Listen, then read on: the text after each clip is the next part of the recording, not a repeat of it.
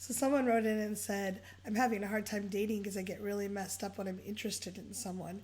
I'm usually okay for the first couple weeks, but then either I ended up clinging or I want to run away because I'm afraid they're going to hurt me. And I end up alone and disappointed. I have a kind of clingy pattern going on. Is it something wrong with me? What do I do? How do I get out there and really make deep connections? Yeah, and thank you for writing this in. I think, is this the one that somebody emailed Yes. me? So I talked about this in more depth in a Facebook Live video. So if you haven't been watching, I try to Facebook Live every day.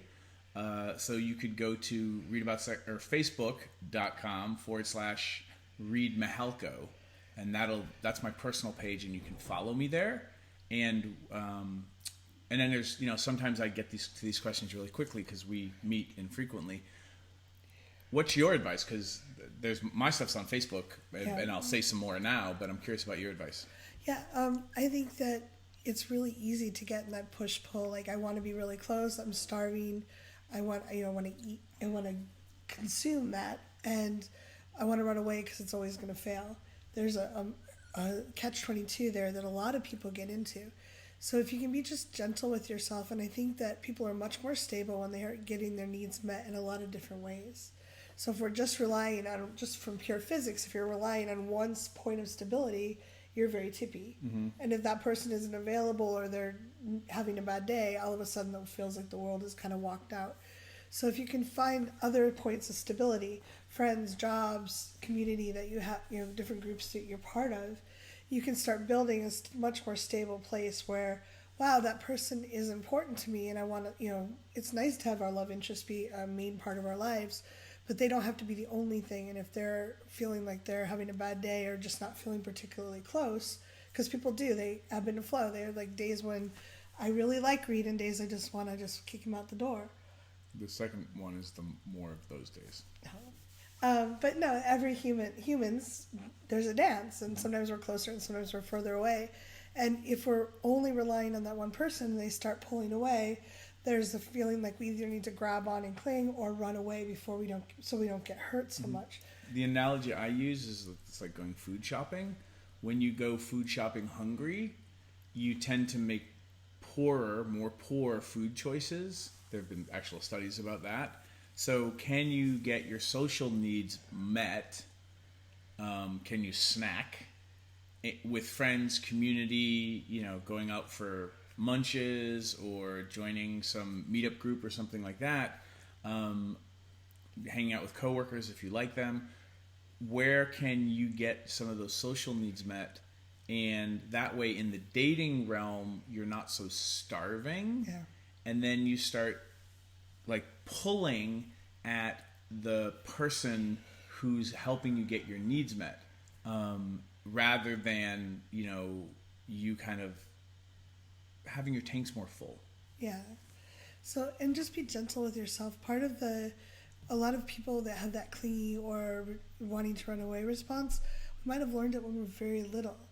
We're trying to deal with something. We were a very small child. We were faced with a parent that wasn't available or was too close. Most people don't know boundaries. They don't know how to give them, especially to children. And so we made meaning about it. We made it that if I don't hold on, someone's going to leave or they're going to suffocate me if they get too close. It's often about something we decided when we were very little. So you can work through that. There's therapy, coaching, journaling, as you suggested. And also just having a lot of people in your life. So you're like, hey, I need a break from you for, I don't want to see you later today. I'm just going to take care of myself and go out with my friends or give myself space. Mm-hmm. And again, you can also practice when you do go on dates or hanging out with those people who tend to be your main source of nutrients. Try to be intentional and go hang out in groups with them. Go do something social together so that you're not always just doing things always alone. If you're doing things always alone and you're in the situation where things are wobbly, just be suspect of that. Yeah. And like Cathy said, if you have a lot of things from childhood that you haven't dealt with yet, and all this may be going on in its own way for the people that you hang out with, like if you flip the video and think of the people that you're dating, going through these things too. You might want to just have a conversation, the two of you, about these dynamics, like watch this video together. But also understand, if you know you have a bunch of stuff from childhood that you haven't dealt with yet, you are unintentionally pulling on this other person with all your childhood stuff. And now that you might know that it's there, I think you owe it to yourself and to the world at large to go find resources to handle that. Because if you don't have to be perfect about it. If you don't, you're kind of foisting that it's the other person who has to deal with it, which I think may be why people feel weird. Because most people don't want a lot of pulling or to feel responsible for somebody else's childhood stuff. Even if that's not conscious, it could be a feeling. Because again, I grew up in a family where I was kind of expected to save my mom and dad. So if this person I'm dating is expecting me to save them, I am dealing all with my parent stuff. So again, like, remember, everyone's going through their own version of what we're talking about.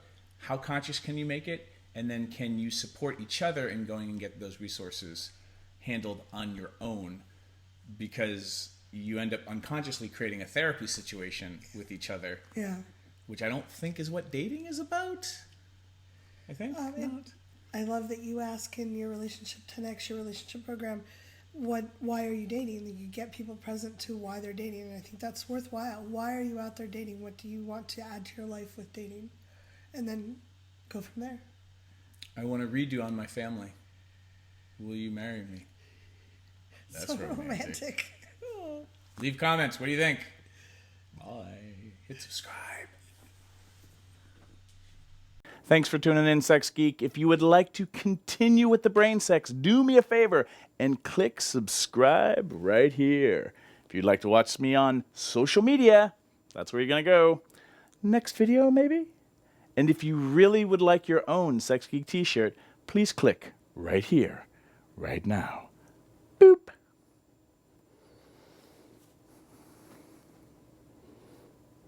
No, really, like...